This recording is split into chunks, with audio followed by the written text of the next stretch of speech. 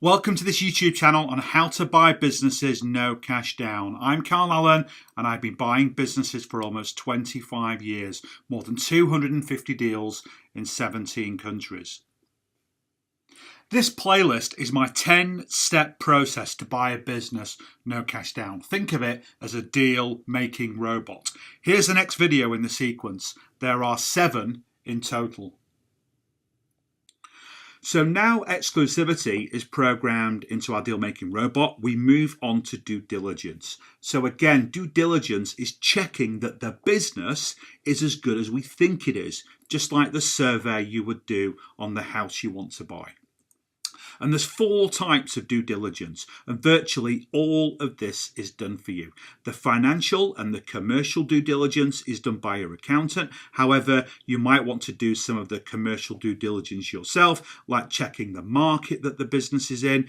And an extreme example of that, let's say you wanted to buy a business that manufactured chocolate, and you knew that chocolate was about to be made illegal to consume in the country where it operates. In that situation, then obviously it wouldn't be a good idea to buy that business. Financial due diligence focuses on the numbers, so checking that the sales and the profits are what they are reported as, that taxes have been paid, returns have been made on time, and the assets in the business are what they're valued at inside of the business's accounts.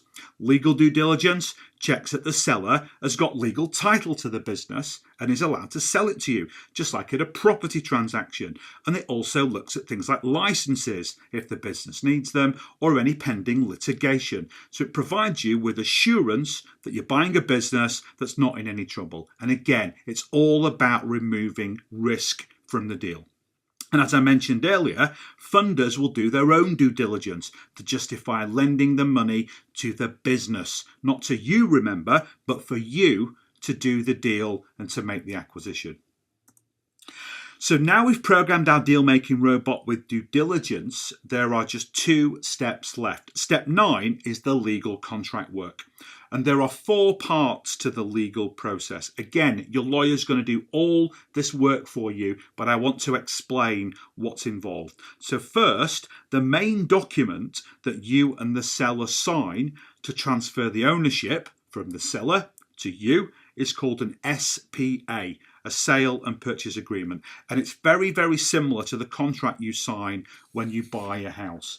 Next, the lawyer will deal with any property related matters if your business comes with property assets, and then also employee contracts.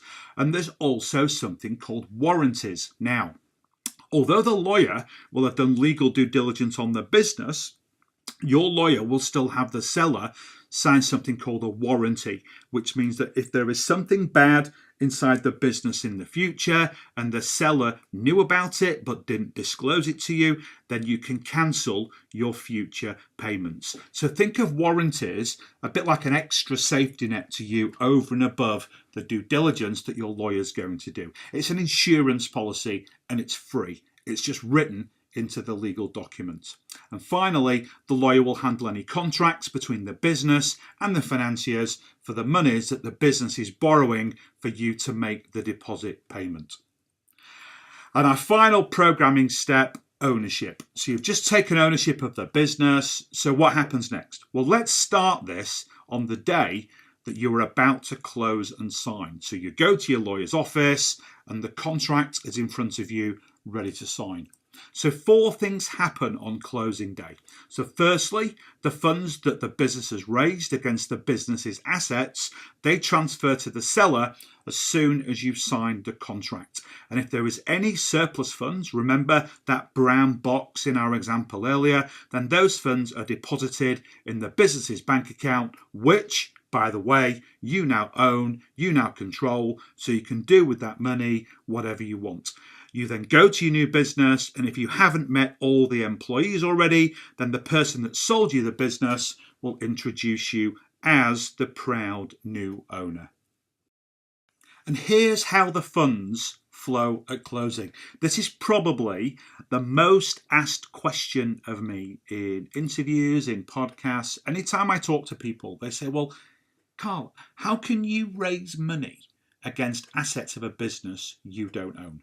So this is how it works. So the financier gave you the EOI, the expression of interest, when you made your offer and you offered up the assets of the business for funding and for collateral to do the deal. The financier's done its due diligence, and then what it does is it advances the funds to your lawyer either the day before you close or on closing day itself. And once the funds are with your lawyer in escrow, then it's time to close the deal. So you sign all the legal documents, and then the very minute you're the new owner, your lawyer sends a deposit payment to the seller's lawyer. The surplus funds, the brown box, remember, those funds go into the business bank account which you now control. And then the seller pays his or her deal fees, then has access to the rest of the deposit monies, and you do exactly the same. And remember, you only pay your deal fees if and when the deal closes.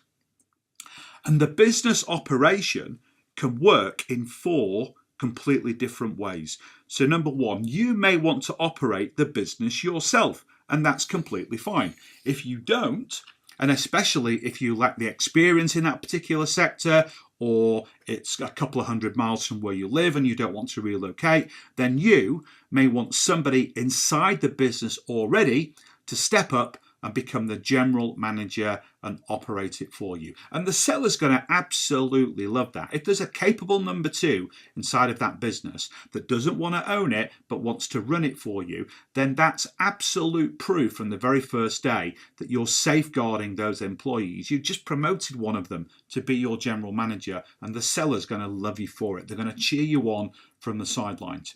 Now, if there isn't anyone in the business that can operate it for you, then you can either partner with someone that you know that knows that sector really well and will come in and run the operation for you. So this may be someone that you know already and may have even helped you do the deal in the first place. Or you can just recruit someone very quickly and very easily. And since you haven't paid for the shares in your new business, you can afford to gift a small amount of it if you want to incentivize the manager to drive results for you. I do that in all of my businesses because I'm not a business operator. I'm not going to go in there every day and run those businesses. I want people to run them for me, and I want them to feel like they're partners and they're minor co-owners. So I give them very small pieces of equity, sometimes 10%, sometimes as high as 20, 25%, to drive the results in that business for me every day.